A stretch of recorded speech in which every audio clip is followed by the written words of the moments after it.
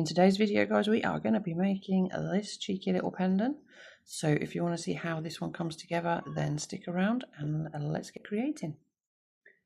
Hi everyone, it's Leslie from Lola Bell, and in this week's tutorial we are going to be wrapping this absolutely stunning plume agate doublet. So obviously the shape is a Marquise, and I do get asked, not all the time but fairly regularly, what the best way to wrap one of these is. So we're going to do that today. So I have already cut my wire, and I'm going to be wrapping this in silver filled. So I get my silver filled copper from the Scientific Wire Company here in the UK, and they do some really nice wires. So this is it's not soft, but it's not hard either. It's kind of somewhere in between, but it's really nice wire to work with. So what I'm going to do is I'm going to take my 4 lengths of 0.8mm wire, and then I'm going to wrap it with a 0.4mm round wire. My brain's not working today already. Good start. Okay, so what we're going to do is just start by, I'm not going to do anything too elaborate on this one. I'm going to keep it simple. So we're just going to connect all of the base wires together and just wrap nice and gently around all 4 base wires.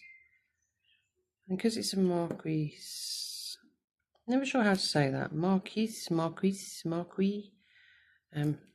because it's one of them. I'm gonna throw my pliers at it. Because it's one of that shape, I am going to try and get an equal amount of wrap up both sides of the stone. So once this is sort of folded, it's going to basically be equal on both sides.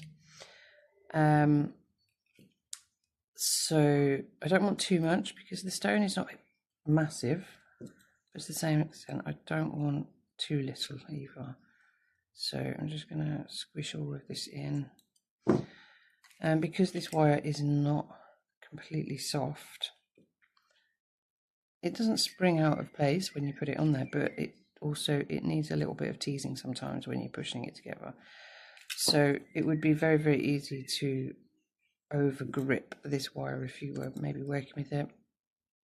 But obviously I've been working with this wire for quite a while now and have become quite used to it, so hopefully it won't be too traumatic. Okay, so I'm just going to go for another wrap here, and I always do, when I'm using round wire, I always wrap off of the spool. It just stops the wire from sort of winding up or sort of getting all tangled. So I do try to work off of the spool when I'm using round wire. Okay, I'm just going to do a couple more here so as not to waste any wire. So silver has gone up in value quite considerably this year, and although silver filled is obviously a copper based metal with the silver fill over the top, the price is still also rocketed up, so we don't want to waste too much of this. One of the nice things with silver filled is obviously it's cheaper than silver sterling, but it does still oxidize, which is nice.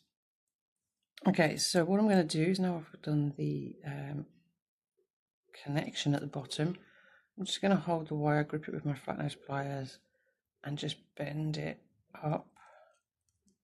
Try and get a nice point on there. And then what I sometimes do, let me just zoom in so you can maybe see this bit, is where we've got the wires here, I try and sort of pull them around so there's a little bit of exposed base wire here at the bottom. Don't do this when I'm using half round, I only do it when I'm using round wire. It's just like a little detail that I sometimes do.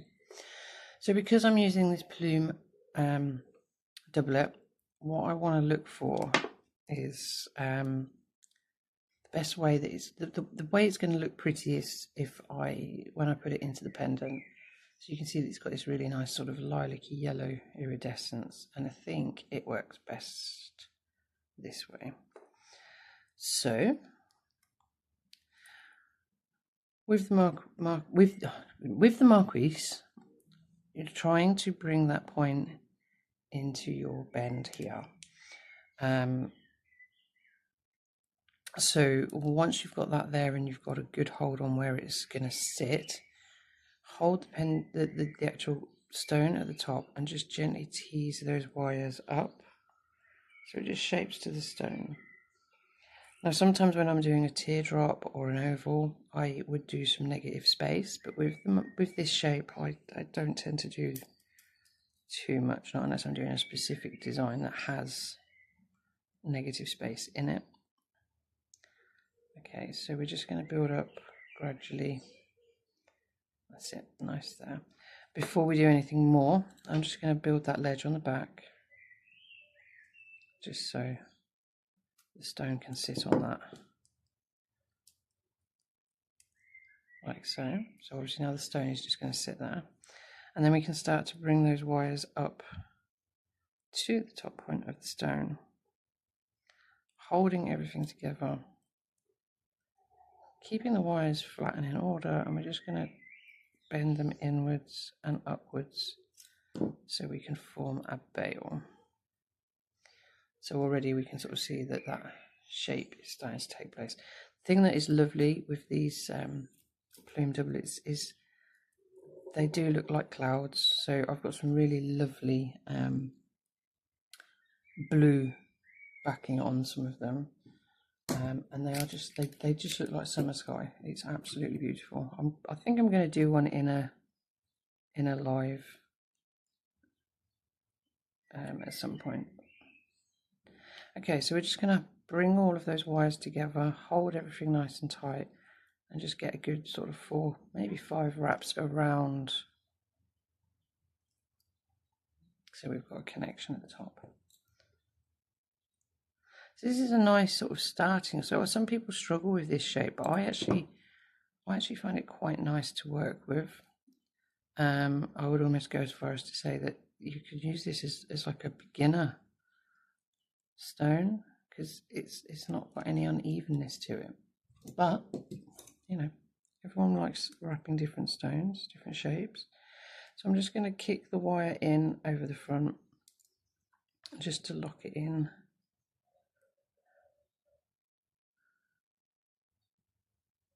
And then that's just making the pendant sit nice. Now sometimes what I will do with this shape is I'll do a little kick at the top, because I feel that it looks nicer with that sort of shaping going around the stone. So I'm just going to go to the top, and I'm just going to pull that wire in, and I do the same on the other side. So then you can see that you've got like that whole framing. So the sun's come out. So when I originally decided to do this video, the sun was not out, so I opened the curtains, and now the sun's come out and is probably blinding the camera at the moment, so hopefully you can actually see what I'm doing. Okay, so I'm just going to take that tail from the weaving wire straight through underneath the sort of neck of the bail. So it's just going to come in over the top of the stone and around. So it's coming out the front, and this is just going to tie off the end here, which is perfect. Okay, so let me just check that you can actually see, you can see what I'm doing. So what I'm actually going to do is I'm going to decorate this pendant with the front wires. So rather than have the pendant, rather than have the bail sort of hooping over the top of, or sort of like the decoration wires, sorry, coming out from inside the bail, what I'm actually going to do is pull the front wires forward, so the bail will rise from behind, and we want to try and make sure that we get the 2 most central wires at the back. So now what we've got is all of these wires coming forwards, everything underneath. Just going to give that a bit of a mush. So I'm actually going to do a wide bail on this one. So we want to take the wires out like so. So they're just separating out. And then with our weaving wire, we're just going to come over the top of the left. And we're going to do, I'm actually going to do 4 wraps here on this one wire. So as you're doing this, just make sure that you're pushing them down so they all sit neatly together. I'm actually going to do one more. So you can see that it's nice and tidy. Then we're going to pull the wire across underneath the right wire and then come around. And we're just going to do 4 wraps here. So we've got 4 on each side. Now we've come out from back of the wire, we're going to come behind the left and 4 wraps here.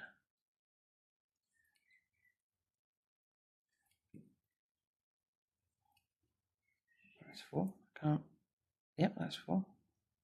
And then again, coming around the right, we're going to do 4. So we're always doing 4 on each side.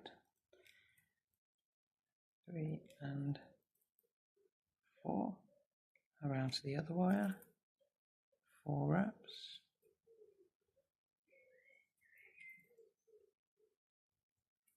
And 4.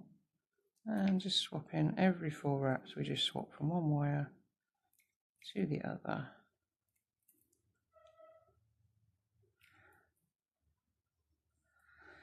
Okay, so we want to just carry on with this pattern until we've got a little bit of height and a little bit of width on our bail wires.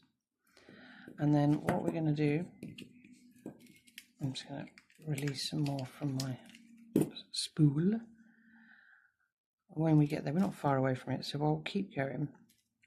We're just going to basically shape the wires to come back in on themselves so they close back up for the back of the bail. So we'll just carry on for a few more of these.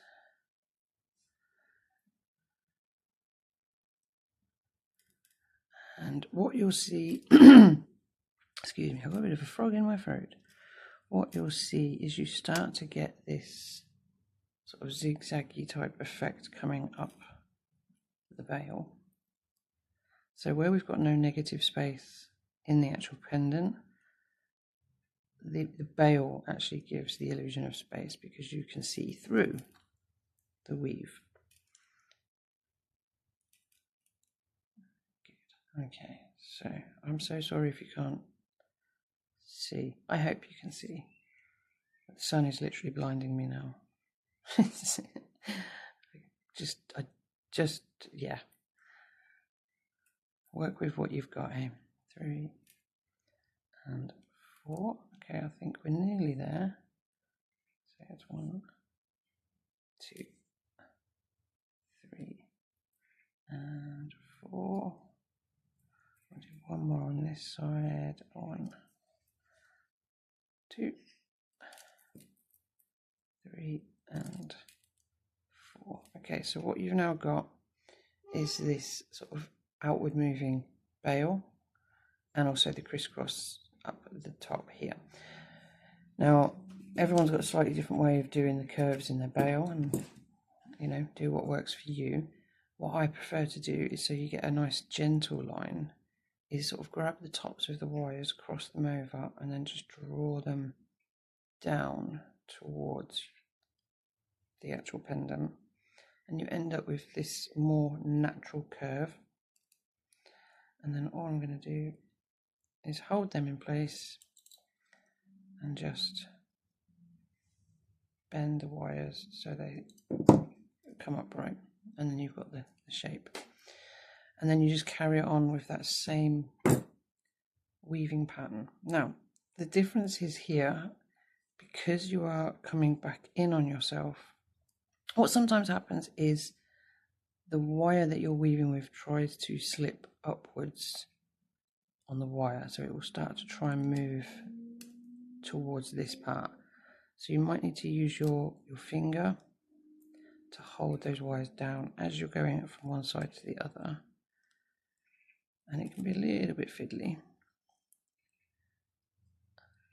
Kind of do with an extra hand sometimes, but that would just get in the way anyway. So we're just going to carry on with that 4 on each side until we reach the point where the wires are back together. That's 3 and 4,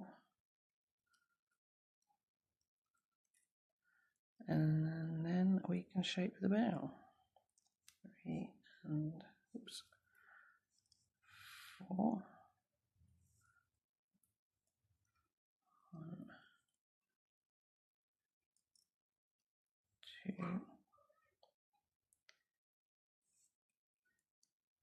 3 and 4, and then all I do is just keep sort of making sure that the wires are all sitting down on each other. So as you go through the as you go up the bale, you just keep sort of pushing it all back together.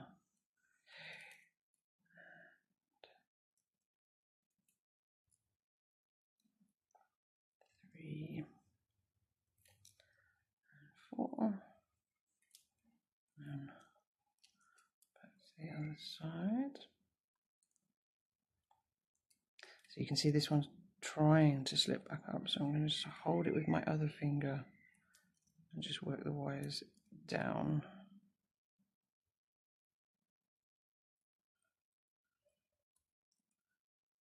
And just keep squishing it all back up together.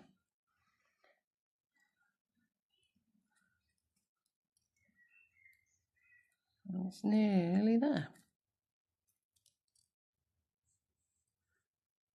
So with doing a design like this on your bale, it's very easy to hold a little bit too much tension on your wire. So although it looks like you're sort of pulling down quite hard on it, you're actually not. You're just guiding the wire very, very gently. And if you put too much pressure on it, you could misshape the entire sort of structure of the bale. So you just want to try and make sure that your tension is not too hard. And the only sort of time you're putting pressure is when you're pushing it back down against the other wraps that are already there. The sun is really shining through the window now. You can see it hitting the silver. There we go. So we are virtually there. I'll just do a couple more.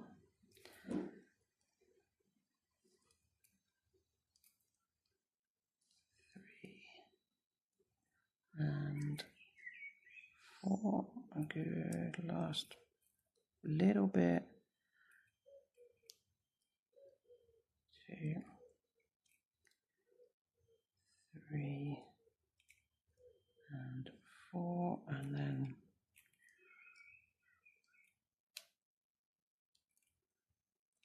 1,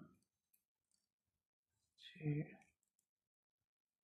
3 and 4. And we could actually do one more on the other side. So we basically want both sides of the wire to be as covered as they can be with the wrap. And then, because you're finishing on one, it's quite nice to sort of just do so. Okay, so I always give it a little bit of a jiggle because it just helps the wires relax a little bit and helps me to see where things might have misshaped.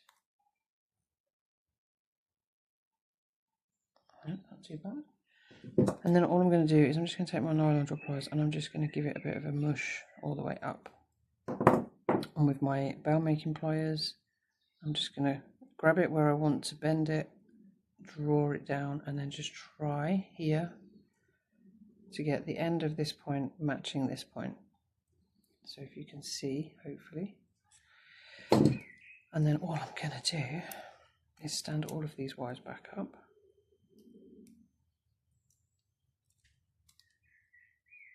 bring them out of the way, and then push the back of the bail into the neck of the bail, basically.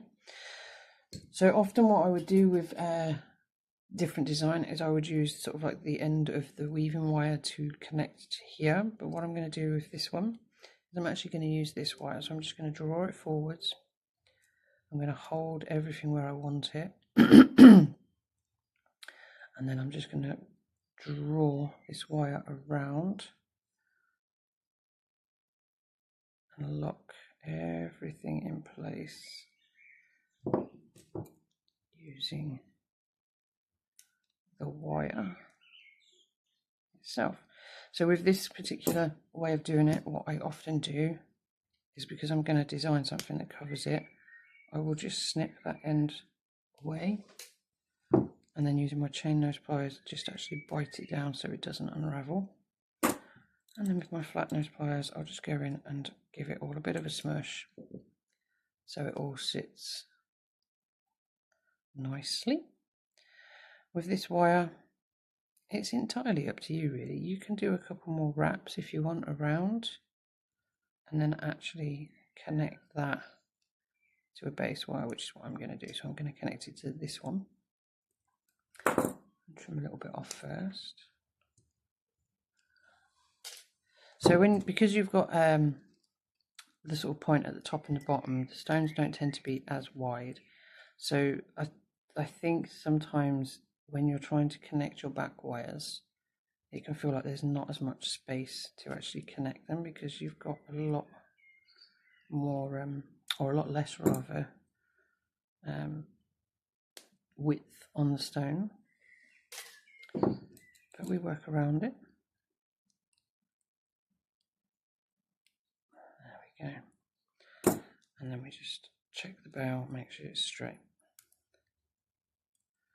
So the stone is secure, the bail is made, and now we've got these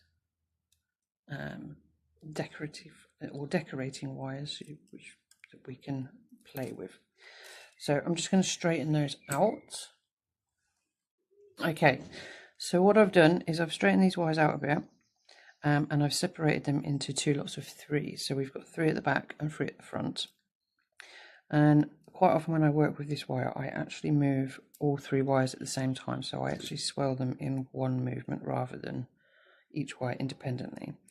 So what I'm going to do is I'm going to take the back wires and move them slightly left. So they're going towards the left side of the bail, and then guide them nice and gently into a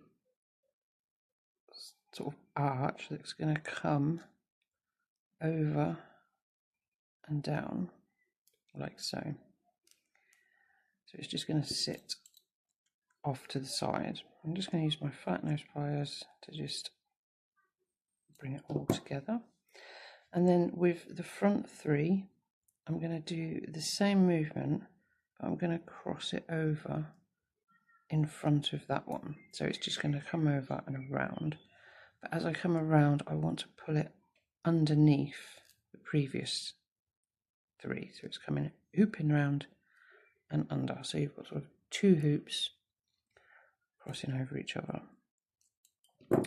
And then what we're going to do, I think with this one, is we're going to carry on with this set of 3 and just gently start to build it up into a big sort of swell, and that swell is going to hook around the 3 wires from the other arch.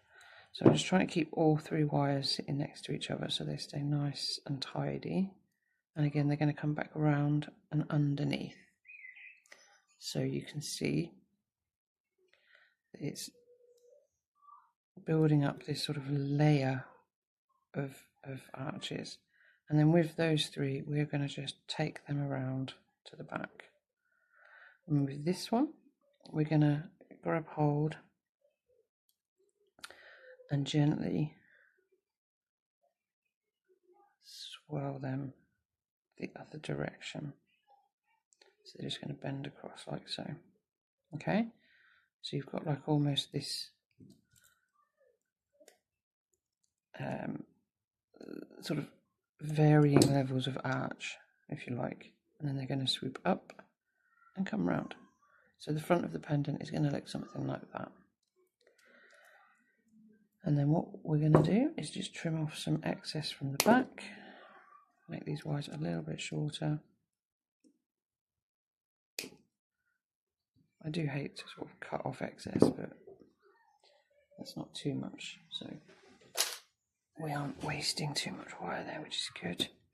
So using my flat nose pliers, I'm just going to hook in underneath that back wire, and then grab my chain nose pliers, and then just tease each of these wires round so it hooks in underneath, and then I can grab hold and just tease it around that base wire nice and gently. And then once I get to a certain point, I can just grab it and then smush it down and trim off the end,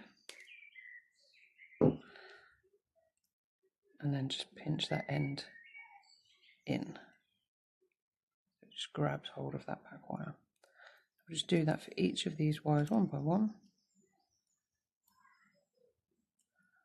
And just line them up next to each other, so it just creates like a nice, it helps keep them all next to each other on the front, but it also just keeps the back nice and tidy, not too bulky.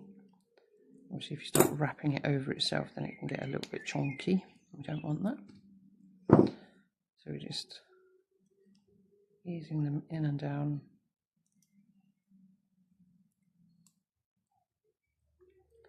Gently one by one.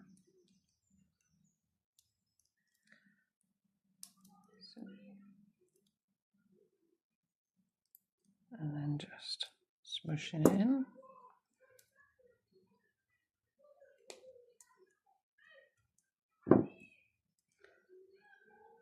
And then that's one side all nice and secured.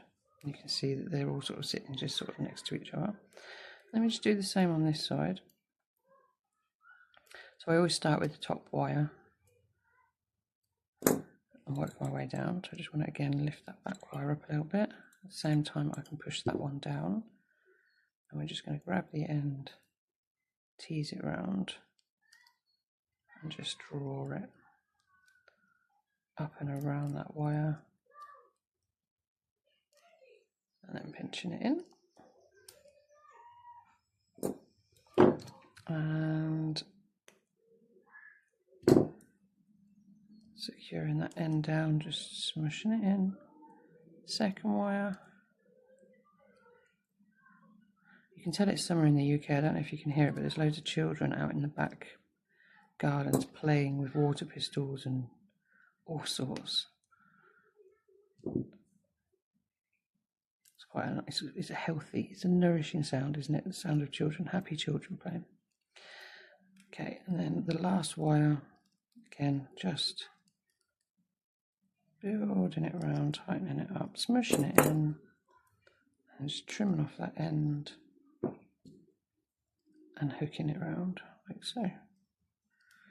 So then what you can do is you just go back to the front and then very gently just take your pliers and just sit everything back down nice and flat. And there you go. How to wrap a Marquise stone. So you can see obviously it's not too bulky at the back, so when it sits it will sit flat, which is always nice. You want it to sit flat. With this one, what you could do is you could add a little bit of extra detail. You could wrap some of these decorative wires around, so just get your 0.4mm and just give a continuous wrap on them. But yeah, so there is the finished piece. So if you've got any questions or comments or feedback or anything that you would like to ask with regards to the stone or the shape, this stone is actually from Flintstone Studios in Indonesia. Febi, who is very, very accommodating when you want to order stones. You can find him on Instagram, and he's a very lovely guy. He will help you pick your stones out, and he's very patient with you when you do pick them out.